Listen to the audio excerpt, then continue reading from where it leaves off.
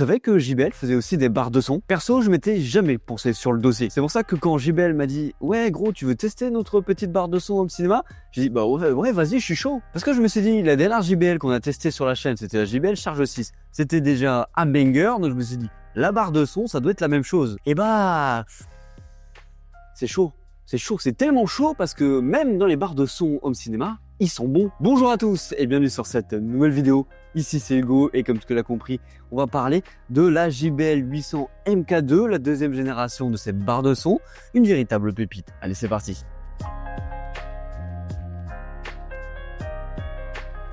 Alors pour ce kit complet, déjà le prix c'est combien? C'est 830 € et au travers de ce kit, tu vas retrouver quoi? La barre de son, le caisson basse et une télécommande. Une fois qu'on a bien imprimé le prix du produit, que tu pourras bien sûr retrouver en description si tu veux aller l'acheter. Déjà niveau design, on est sur une grande barre qui est assez basse et ça c'est parfait pour la mettre sous la télévision en dessous des télés. En gros, la basse elle n'est pas épaisse de fou, donc ça veut dire qu'elle ne va pas influencer un minimum le champ de vision que tu as sur ta télé. Par exemple ici avec ma télé Samsung, ça passe nickel en dessous. Elle fait 854 par 52 par 128 mm. En gros, on est sur du 52 mm de hauteur. Mais si tu as bien remarqué, sur le côté, tu as des enceintes détachables de 169 par 52 par 128 mm chacune pour un poids de 700 grammes. En gros, tu les poses où tu veux. Idéalement, c'est derrière toi que tu vas les mettre et elles fonctionnent en batterie. Donc, tu n'as pas besoin d'un câble affreux, dégueulasse qui traîne partout où tu vas devoir retrouver aussi une prise supplémentaire derrière ton canapé. Là, ça marche directement et c'est relié avec la barre instantanément. Bon, concrètement, si tu ne détaches pas les deux enceintes que tu as sur le côté de la barre,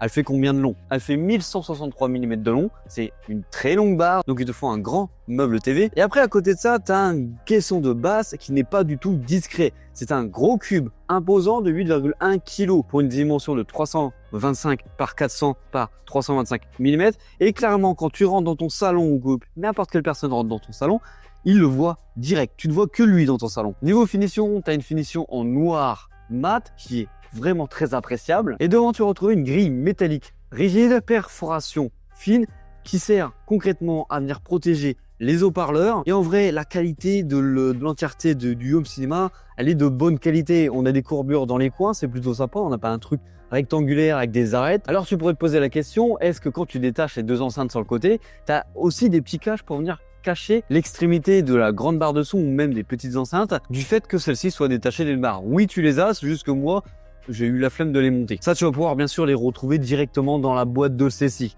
En plus de ça, devant, tu as un petit écran qui est très simple. C'est un affichage LED qui te donne les infos directes. Tu s'éteins si tu ne touches plus aux fonctionnalités de la barre ou à les fonctionnalités de ta télécommande. Pour l'installation de cette barre-là, c'est du plug and play, donc c'est très simple. Tu le déballes de ton carton, tu l'installes, tu le branches, c'est réglé. Concrètement, tu as quoi à brancher? Tu as 3 câbles. 2 câbles secteurs pour brancher le caisson et la barre de son. Le troisième câble, c'est quoi? C'est l'HDMI IR que tu viens brancher directement à ta télé. Et c'est tout.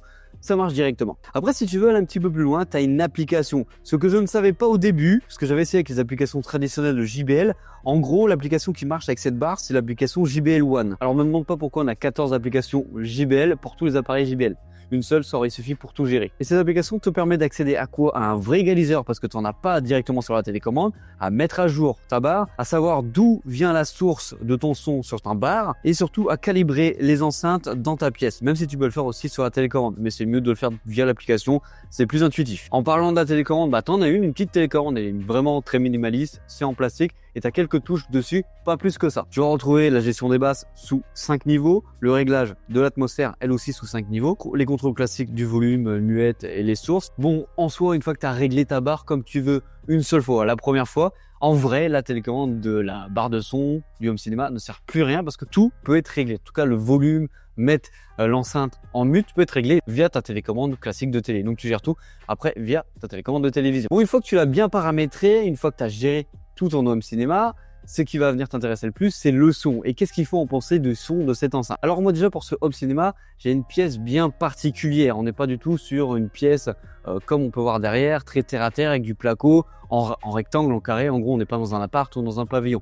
On est dans une véranda de 40 mètres carrés, donc avec une hauteur sous plafond de plus de 2 mètres, voire 3 mètres. Donc en gros, ça ne va pas forcément aider au mieux la barre de son pour pouvoir virtualiser le son dans la pièce. Donc dis-toi que le son que tu vas percevoir en l'achetant sera bien meilleur que ce que je ressens moi chez moi. Parce que ici, tu as une architecture globale, c'est un système 7.1 canaux avec une virtualisation pour le Dolby Atmos. Donc, tu n'as pas d'enceinte qui redirige le son vers le plafond. Tu as une puissance totale de 780 watts et la barre principale. Elle a 6 transducteurs Rastrack de 44 x 80 mm pour les médiums et la pression acoustique, 3 tweeters de 0,75 pouces pour les hautes fréquences et la clarté. Au niveau du traitement, tu as la technologie Multi-Beam 3.0, en gros c'est la réflexion murale. Tu as aussi le Pure Voice 2.0 pour les dialogues. Pour les enceintes détachables, tu as un transducteur, toujours un Rastrack de 44 x 90 mm par enceinte.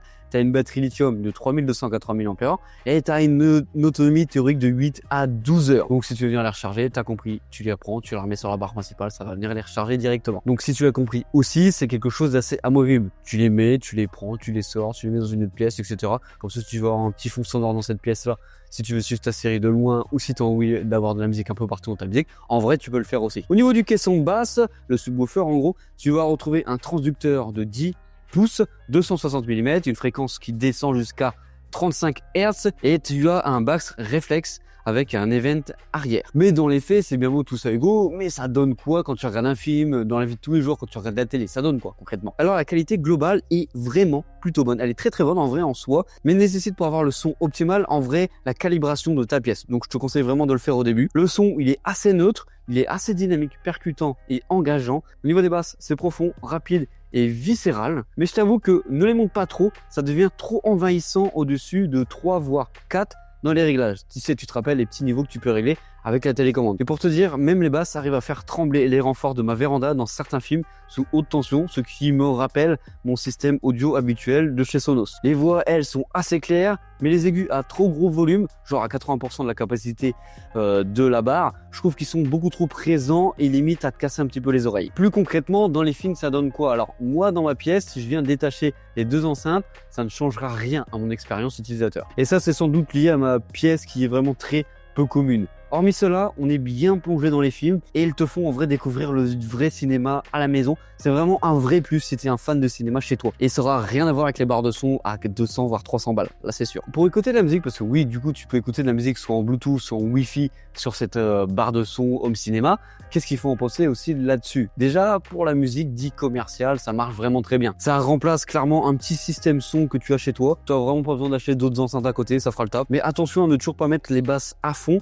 Le niveau 3 en musique, c'est large assez parce que après les basses sont trop présentes et tu entends pratiquement plus les voix. Ça fait trop un espèce de ouh dans ta pièce si tu mets les basses trop fortes en musique. Alors du coup, conclusion, qu'est-ce qu'il faut en penser de cette petite barre de son?